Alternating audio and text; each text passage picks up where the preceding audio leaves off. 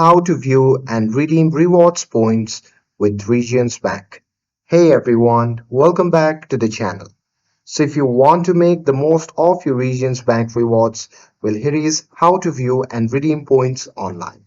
So now, without further ado, let's get started.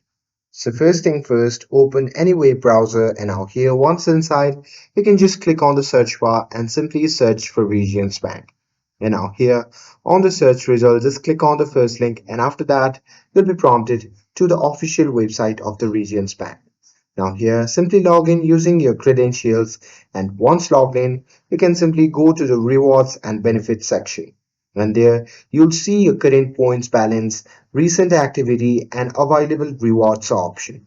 And there you can browse rewards like cashback, gift cards, travel or merchandise and click the one you want to redeem and follow the prompts to confirm your redemption and the points will be applied immediately or sent to you to your email account.